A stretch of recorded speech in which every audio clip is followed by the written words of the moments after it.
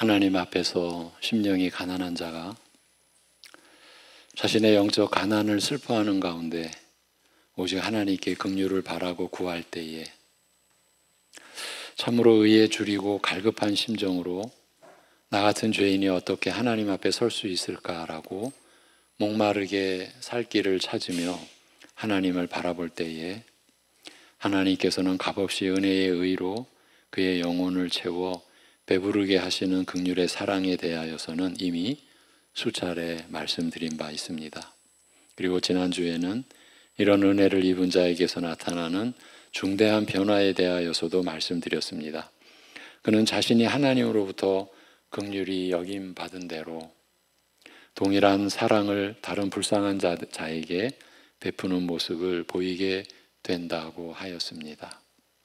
우리는 이런 변화를 보고서 하나님의 사랑이 그 사람 안에서 역사하여 동일한 사랑의 열매를 맺는 것을 보고서 저 사람은 참으로 하나님의 사랑을 체험하였구나, 하나님의 은혜를 아는 자로구나 라고 확인하게 되는 것입니다. 그리고 하나님께서는 이런 사람에게 더욱 긍휼을 베푸사 그로 하여금 한층 더 풍성한 열매를 맺게 하시는 것입니다. 하나님께서 먼저 우리 죄인에게 긍휼을 베푸시고 이러한 하나님의 사랑이 은혜 받는 자 안에서 동일한 사랑의 열매를 맺게 하며 또한 이러한 자에게 하나님의 긍휼이 더욱 풍성하게 임하여 그로 하여금 더 많은 사랑의 열매를 맺게 하는 것입니다. 그리고 이런 과정이 계속 이어지고 반복되면서 사랑은 점점 더 깊어지고 풍성하게 되는 것입니다. 긍휼히 여기는 자는 복이 있나니 그들이 긍휼히 여김을 받을 것이며 라고 하신 말씀의 뜻이 바로 이것입니다. 그리고 이것이 천국과 천국 백성에게서 반드시 나타나는 모습입니다. 마태복음 신약 성경의 첫 권이죠. 요한일서는 신약 성경의 거의 뒷부분입니다. 근데 우리가 마태복음 이 9절에 은혜를 우리가 받고 주일 예배 요한일서의 말씀을 우리가 받을 때에 같은 말씀이라는 것을 우리가 느끼게 되죠. 오늘 말씀은 믿는 자에게서 일어나는 변화의 또 다른 면에 대하여 이렇게 말합니다. 그러니까 우리 신자들에게서 일어나는 변화. 그러니까 우리가 이런 말씀을 받을 때 우리가 이 산상수훈의 말씀을 처음 보는 것 아니지 않습니까? 우리가 이러한 말씀을 받을 때 과연 나에게 이러한 변화가 일어나는가? 이거를 살펴야 하죠. 마음이 청결한 자는 복이 있나니 그들이 하나님을 볼 것이며, 우선 마음이 청결한 자가 하나님을 볼 것이라는 말의 의미가 무엇인지 살펴볼 필요가 있습니다. 시편 24편 1절에서 6절에 보면 이런 말씀이 기록이 되어 있습니다. 준비되어 있습니다. 시편 24편 1절에서 6절 우리 같이 읽습니다. 시작. 땅과 거기에 충만한 것과 세계와 그 가운데 사는 자들은 다 여호와의 것이로다. 여호와께서 그 터를 바다 위에 세우시며 강들 위에 건설하셨도다. 여호와의 산에 오를 자가 누구며 그의 거룩한 곳에 설 자가 누구인가? 곧 손이 깨끗하며 마음이 청결하며 뜻을 허탄한 데에 두지 아니하며 거짓 맹세하지 아니하는 자로다. 그는 여호와께 복을 받고 구원의 하나님께 의를 얻으리니 이는 여호와를 찾는 족속이요 야곱의 하나님의 얼굴을 구하는 자로다. 셀라. 이 시편의 중심 주제이며 따라서 우리가 시선을 집중해야 할 부분은 3절 말씀, 곧 여호와의 산에 오를 자가 누구며 그의 거룩한 곳에 설 자가 누구인가 라는 물음입니다. 바다와 강의 기초 위에 땅을 세우사 땅과 그 안에 충만한 것, 그 세계와 그 거민이 다 그의 소유이신 하나님, 이 크신 하나님께서 거하시는 산에 누가 올라가며 그의 거룩한 임재의 장소에 누가 설 수 있을 것인가? 라고 묻는 내용입니다. 하나님의 산에 올라가서 그의 거룩한 성소에 선다는 것은 결국 하나님의 거룩한 임재에 나아가 그를 뵙는 것을 의미하므로 이 질문은 결국 누가, 어떤 사람이 하나님께 나아가 그를 뵙고 그를 섬길 수 있는가?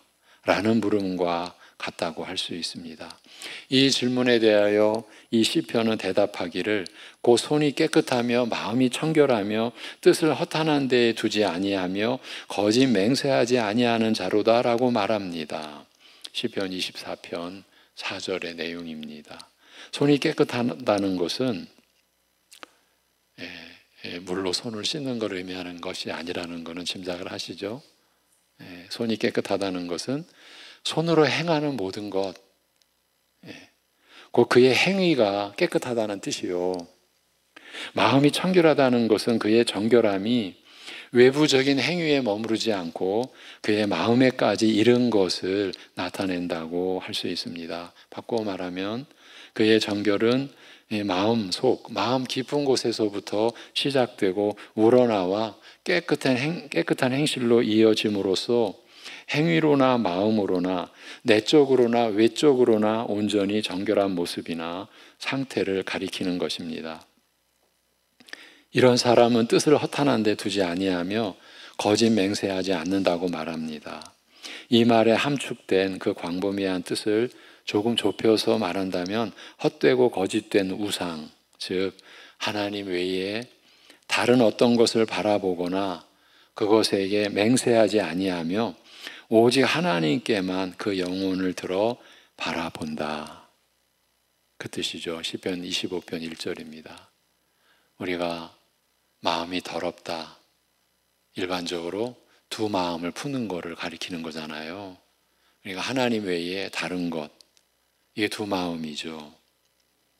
하나님 외에 어떤 다른 것을 바라보거나 그것에 맹세하지 아니하며 오직 하나님께만 그 영혼을 들어 바라본다는 뜻입니다. 오직 여호와를 찾으며 그의 얼굴을 구하는 사람, 그를 뵙기를 바라고 소원하는 이런 사람은 하나님께 복을 받고 구원의 하나님으로부터 의를 얻으리라고 말합니다. 우리가 하나님께 예배드리는 것은 오직 하나님을 찾는 거죠. 오직 하나님께 나아가기를 소원하고 하나님을 구하는 거죠. 그러한 사람이 하나님께 복을 받고 구원의 하나님으로부터 의를 얻으리라.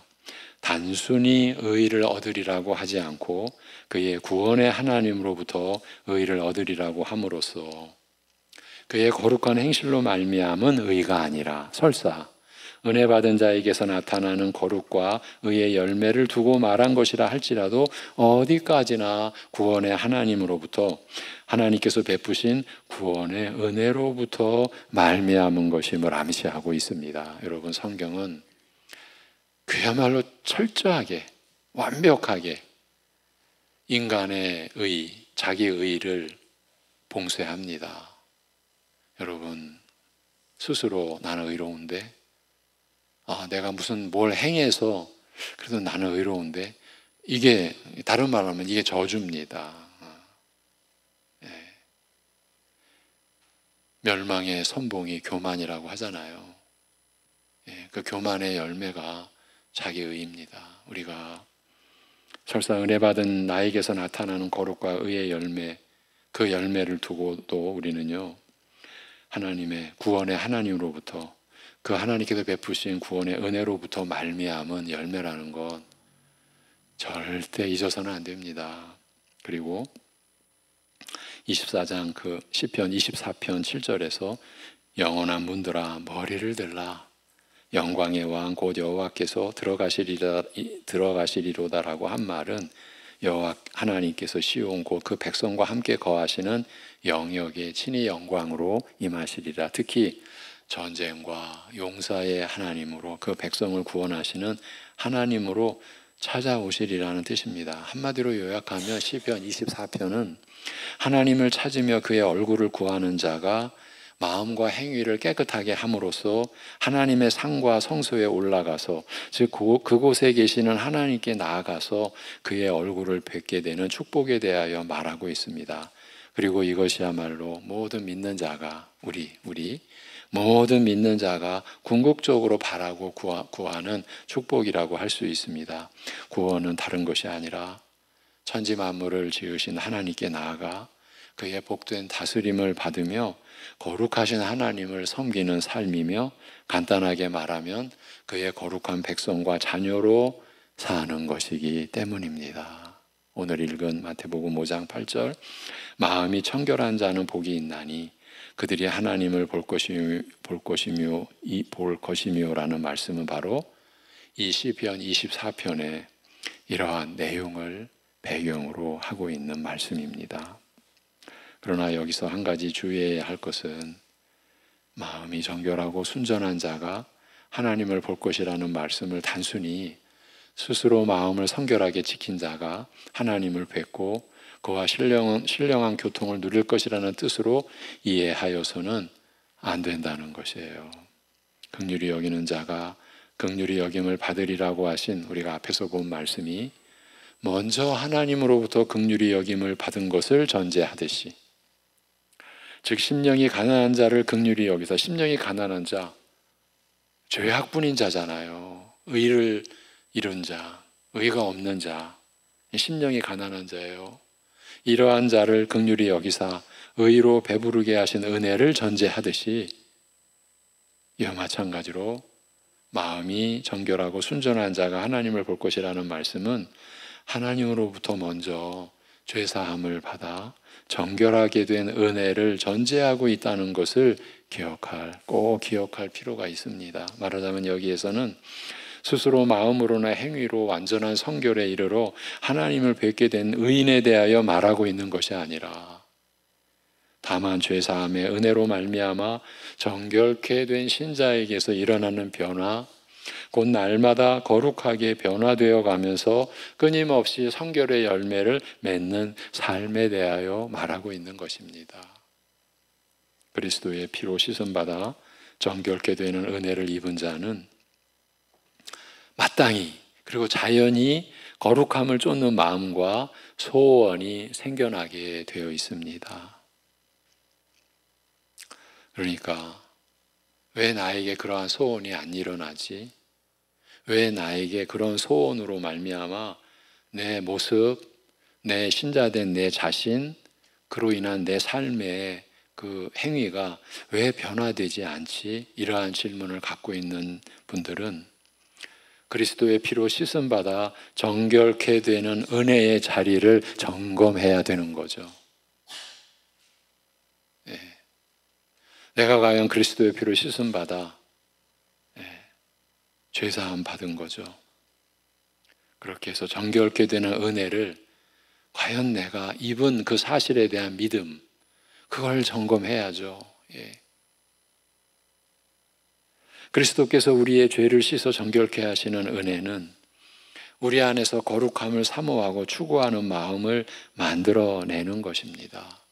그리하여 자연히 죄된 것, 악하고 더러운 것을 혐오하고 싫어하게 되며 성결한 것을, 하나님의 거룩하심을 사모하며 닮으려 하게 되는 것입니다. 이렇게 제가 짜맞춘 거는 저에게 그런 능력이 없죠. 또 그런 권한도 없고요. 지금 오늘 주일 저녁에 이 말씀이 이번 주 추수감사 저를 맞이하여 특별 새벽 기도회로 갖는 그 5일 동안의 말씀에 이게 주제예요. 우리를 구원하신 목적, 그의 아들의 형상을 본받게 하기 위함. 이 마태복음에서도 그 말씀이 그대로 우리에게 주어지는 거예요.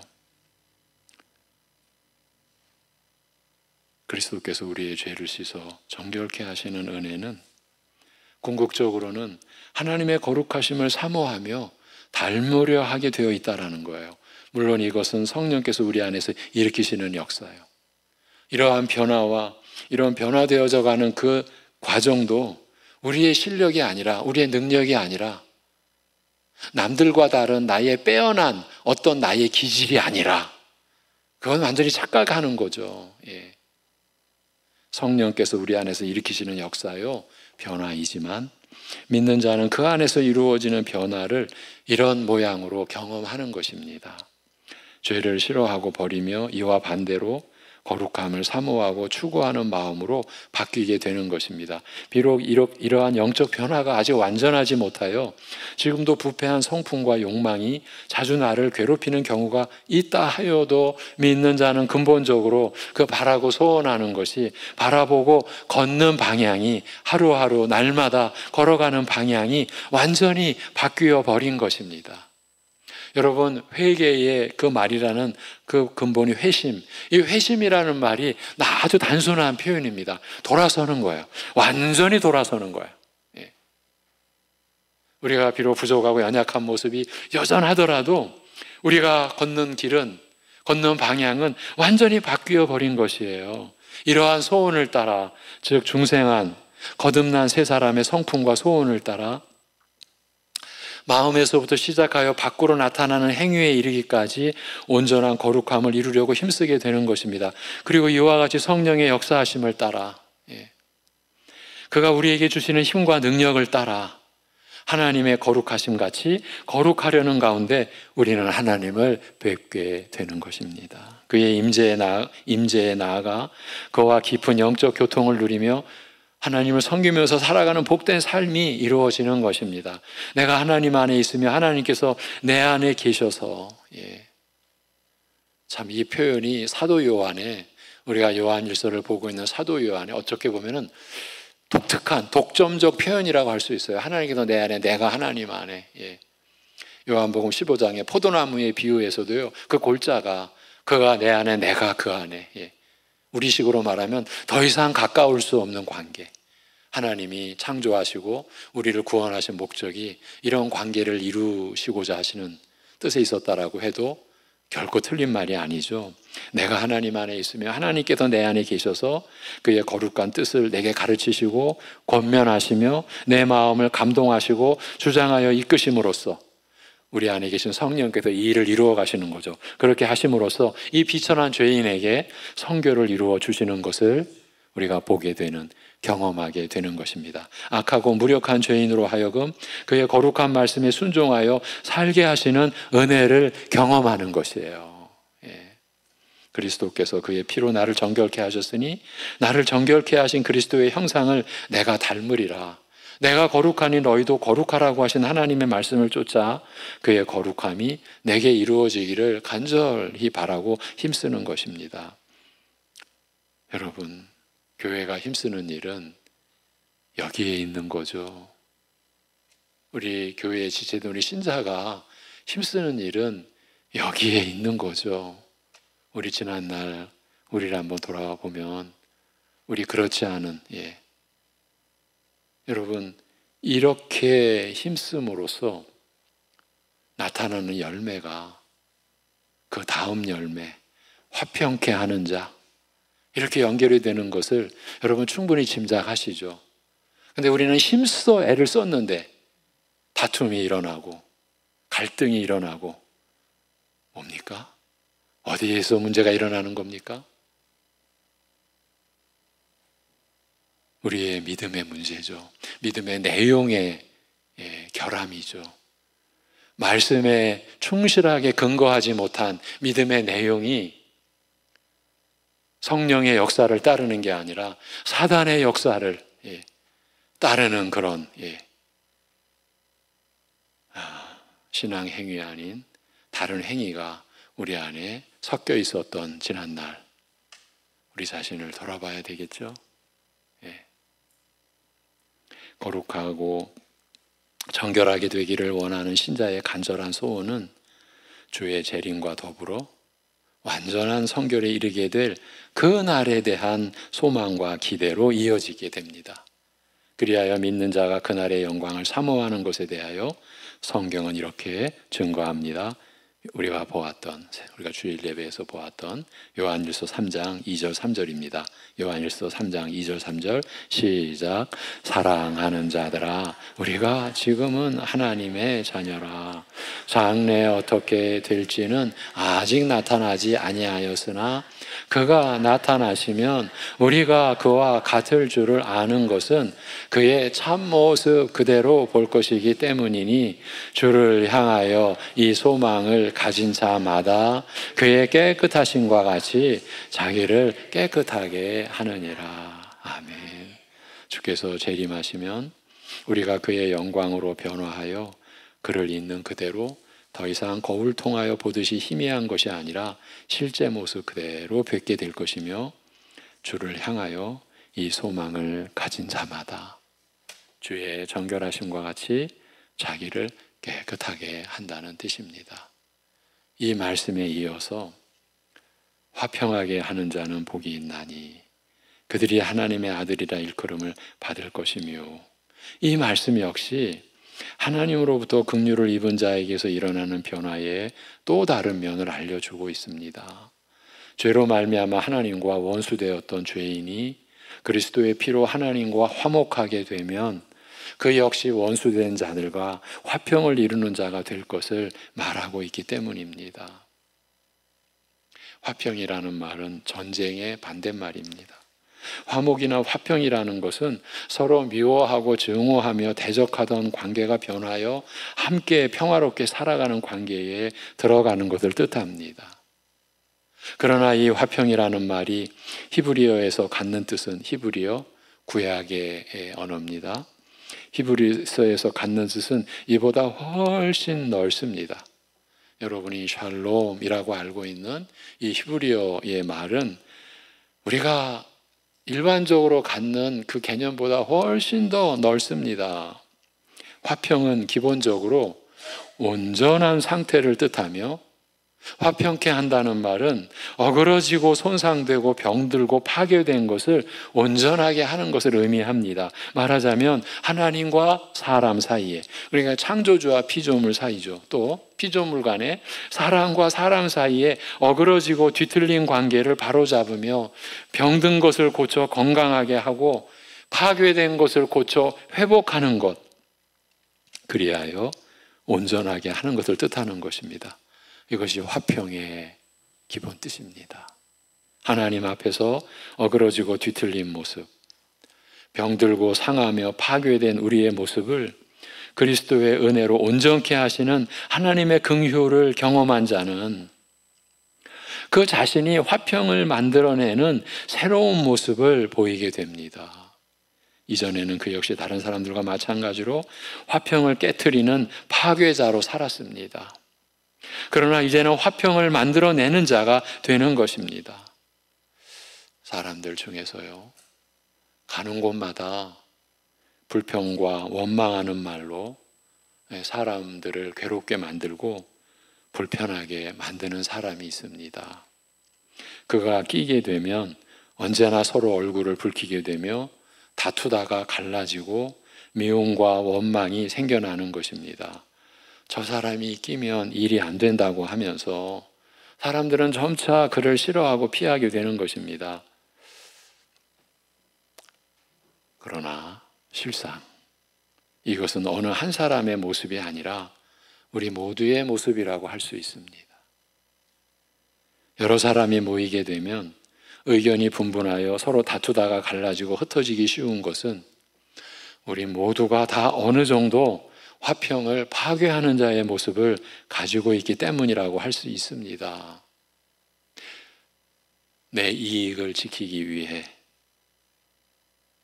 이익까지는 안 가더라도 내 생각을 주장하기 위해 남보다 더 많은 것, 더 좋은 것을 차지하기 위해 너무나도 쉽게 화평을 깨트리며 그 결과 서로의 인간관계를 어그러뜨리고 뒤틀리게 하며 서로의 마음을 손상하고 파괴하여 악하게까지 만드는 것입니다.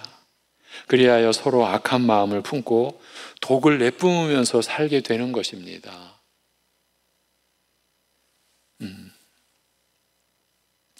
제가 이 저녁 예배입니까? 제가 이웃교회 성도님의 너무나 간절한 하소연, 당신의 교회 안에서 당신이 섬기는 목사님에게는 털어놓을 수 없는 고통, 자기의 일터, 그 일터가 부천시 관공서라고 그랬습니다. 예, 저는 어딘지 알고 있죠. 예. 그 한 사무실에서 그것도 신자를 얼마나 괴롭히는지, 그분은 결국은 당신의 소소한 가정사까지 얘기를 하시더라고요. 근데 너무너무 안타까운, 그 가정이 어려운 거예요. 이단으로 인한 어려움을 겪고 있었어요. 참, 그 사이비들은 가정을 파괴하거든요. 자식을 못 봐요. 남편을 못 봐요. 이런 상황에서 일터에서까지 신자가 신자를, 이게 우리 아이들 말로 말하면 갈군다고 그러더라고요. 갈군다고. 그분이요, 목사님, 죽이고 싶어요. 제가 그 말을 들을 때 얼마나 그 억울함과 이 고통을 어떻게 할 수가 없어서 이웃교회 목사에게 이렇게까지 털어놓으셔야만 했을까. 저는 들어드린 것밖에는 없어요. 들어드리고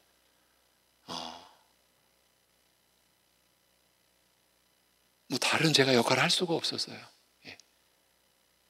지금 우리가 화평케 하게 하는 자라는 말씀을 우리가 받고 있잖아요.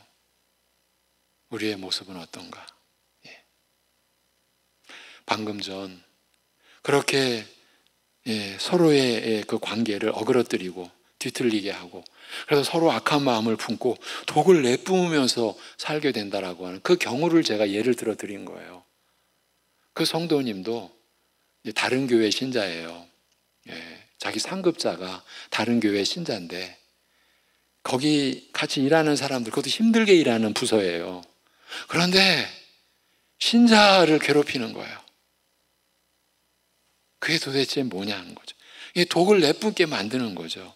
그러나 하나님과 화평하게 된 자, 나같이 악독한 자를 친히 찾아오셔서 한없는 사랑으로 화목하시고 그의 자녀로 삼아주시는 이 하나님의 은혜를 경험한 자에게서는 새로운 변화가 일어나게 되는 거죠. 화평을 깨뜨리는 파괴자의 모습이 변하여 이제는 다른 사람과 어그러지고 뒤틀린 관계를 바로 잡아가며 사람들의 병들고 깨어지고 그 무너진 모습을 고쳐 건강하고 온전하게 하는 자로 바뀌게 되는 것이죠.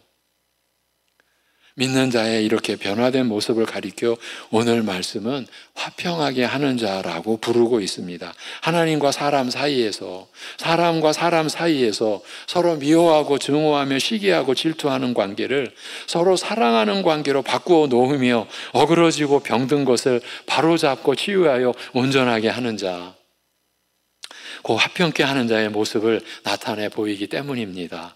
하나님과 죄인을 화목하게 하시는 그리스도의 은혜를 입은 자에게서는 이런 모습이 나타나는 것입니다. 이런 모습이 나타나는 곳이 천국 아니겠습니까? 그리스도께서 그의 피로 우리 죄인을 하나님과 화목하게 하신 그 화평이 우리 안에서 이런 변화를 만들어내는 것입니다. 그리하여 바로 우리 자신이 화평과 화목을 만들어내는 자가 되게 하시는 것입니다. 지금 하나님은 우리 안에서 그러한 열심을 가지고 일하시는 것입니다. 이런 자는 하나님의 아들이라 일컬음을 받으리라고 말합니다.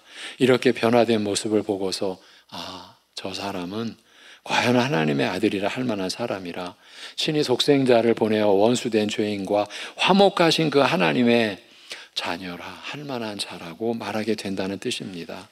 사랑할 만한 조건이 단 한 가지도 없는 죄인, 우리를 가리키는 거죠. 본래의 우리, 사랑할 만한 조건이 단 한 가지도 없는 죄인, 오히려 싫고 역하고 가증하고 혐오스러운 나 같은 죄인을 먼저 찾아오셔서 나와 화목하시되 한없는 긍휼로 용서하시고 정결케 하사 자기 자녀로 삼아주신 하나님, 그 하나님으로부터 이런 사랑을 받은 자는 사랑할 만한 것이 없는 사람이라 할지라도, 참으로 피하고 싶고 상종하기 싫은 자라 할지라도 그와 화목하려고 하는 것입니다. 여러분, 이곳이 어딘가 이것이 교회인 것이죠. 어찌하든지 화평을 이루려고 힘쓰는 것입니다. 우리가 요한 1서에서 예수 그리스도를 믿는 자라면 그 어떤 다른 것도 우리가 그를 피하고 저 사람하고는 상종 안 해. 그럴 수 없다고 우리가 요한 1서에서 확인해온 내용이에요. 예. 어떤 핑계도 될 수 없다고. 어찌하든지 화평을 이루려고 힘쓰게 되어 있는 거예요. 망가지고 무너진 사람이라 할지라도 그를 고쳐 온전케 하려고 애쓰는 것이에요. 애쓰는 곳이 어디냐? 교회예요. 예수님께서는 이런 사람이야말로 참으로 그 아버지의 그 아들이라, 과연 그 영적 아버지를 닮은 아들이라고 할 만하다고 예수님께서 말씀하셨습니다. 너희가 참으로 하나님께 속한 자라면, 그에게서 난 자녀이면, 성령으로 말미암아 하나님께로부터 새로 출생한 자라면, 영적 중생을 경험한 자라면 죄인과 화목하신 아버지 하나님의 모습을 담는 것이 마땅하다. 아니, 반드시 담게 되어 있다. 이것이 너희를 구원하신 나의 영원한 작정이다. 이게 내일 새벽에 드릴 말씀이에요. 이렇게 연결이 돼요. 따라서 화평케 하는 자의 모습은 바로 그가 하나님의 아들이라는, 하나님으로부터 난 그의 자녀라는 사실의 증거가 된다고 할 수 있는 거예요. 사도 요한이 사랑을 말해가는 그 구조와 지금 예수님께서 산상수훈에서 말씀하신 이 내용의 구조가 이렇게 합치되어져 가는 걸 우리가 경험하는 거죠. 말씀을 통해서 하나님의 의로 채움을 받아 심령이 가난했던 우리가 하나님의 의로 채움을 받아 그 영혼이 배부르며 시원함을 경험한 자에게서 나타나는 이 두 가지 변화, 그 성결을 추구하며 화평을 추구하는 모습은 믿는 자에게서 나타나는 가장 중대한 변화요.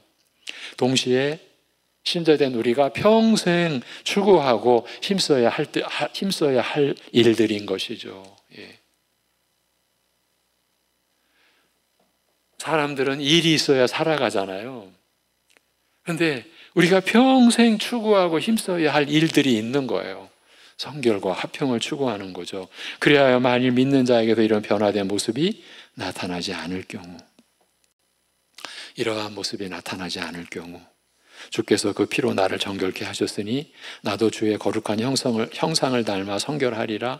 하나님께서 원수된 나와 화목하셨으니 나도 모든 사람과 더불어 화평을 이루리라는 모습이 나타나지 않는 경우에 대하여 사도 바울은 엄중하게 다음과 같이 경고합니다. 데살로니가 전서 4장 7절에서 8절입니다. 데살로니가 전서 4장 7절에서 8절 시작. 하나님이 우리를 부르심은 부정하게 하심이 아니요 거룩하게 하심이니 그러므로 저버리는 자는 사람을 저버림이 아니요 너희에게 그의 성령을 주신 하나님을 저버림이니라. 아멘. 히브리서는 히브리서 12장 14절입니다. 시작. 모든 사람과 더불어 화평함과 거룩함을 따르라. 이것이 없이는 아무도 주를 보지 못하리라. 아멘. 이렇게 경고합니다. 이와 같이 성결과 화평은 믿는 자가 평생 추구해야 할 중대한 목표이며, 믿는 자는 성결과 화평을 추구하는 가운데 주를 뵙고 신령한 교통을 가지며 또한 거룩한 하나님을 섬기며 사는 이 축복을 지속적으로 날로 더욱 풍성하게 누리는 것입니다. 이 삶을 누리시는 여러분의 생애가 되시기를 기원드립니다. 하나님 아버지, 진리의 말씀을 우리의 영혼의 진정한 양식이 되는 말씀을 예배를 통하여 허락해 주시고 성령께서 그 말씀 안에서 역사하시는, 그래서 우리를 감동케 하시고 우리로 하여금 회개케 하시고 우리로 하여금 의지를 새롭게 갖게 하시는 그 은혜를 우리에게 이렇게 내려주시니 감사합니다. 아버지 하나님, 우리가 헛되게 살아온 부분이 너무나 많은 것을 되돌아보면 발견하게 됩니다. 인생을 허비한 그러한 나날들, 시간들, 우리의 헛된 노력, 헛된 열심, 이제 하나님의 말씀으로 그 우리의 불결한 마음을 씻음받고 말씀을 통해 성령께서 역사하여 주시는 정결케 하시고 화평케 하시는 그 은혜를 따라 우리가 평생 추구해야 할, 우리가 힘쓸 이 일들을 우리가 똑바로 정신 차려 바라보고 하루하루 살아갈 수 있게 하여 주시옵소서.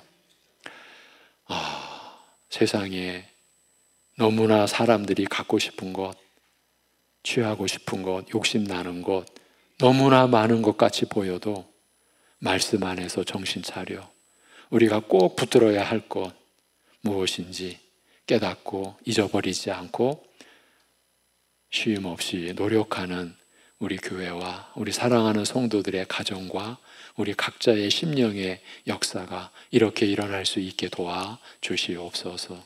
이 한 주간 사랑하는 성도들과 가정마다 일어나는 있어야 하는 일들 가운데 하나님의 인도하심을 구하고 하나님의 인도하심을 따라 기도하며 선택하고 결정하고 그 일을 감당할 때 주님께 모든 것을 내어 맡기고 주님을 의지하며 감당케 하여 주시옵소서.